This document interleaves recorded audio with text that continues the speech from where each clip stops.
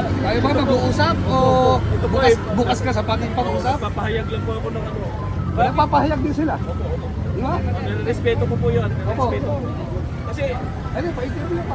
kasi po, ang tahimik po ng mga, ang tahimik ng mga dilawan pagdating sa Sino sa dilawan tol? bilyon-bilyon. Hindi, walang dilawan, hindi ako dilawan ha. Hindi, kayo po, sa panig nyo po.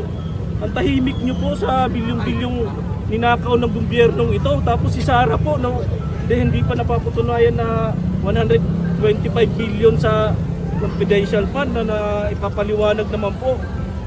Tapos yun ang inaano nyo, napaka-hypocrite.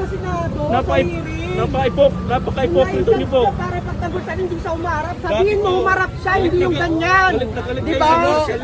Sa BBM dahil sa mga ninakaw nila, sa mga human rights na ginawa ng tatay niya. Tapos ngayon, kinakampihan nyo na si BBM.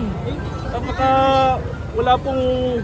wala kayong moral na dapat ipaglaban kasi dapat kung galit kayo kay Sara na nagdakaw siya ng 125 billion na binibintang nyo, dapat galit din kayo sa gobyernong ito. Harap-harapan po, ninanakawan tayo. Malinaw po yung flood control na ninakaw ng gobyernong ito. Nagsimula flood Tapos ang control tatahimik sir po. nung panahon ni Duterte, tama? Harapin mo sa hearing. Ito po, Oh, nagsimula flood control nung nagsalita panahon ni na po si Duterte. Saldi ko. Si Romualdez, ayan na po.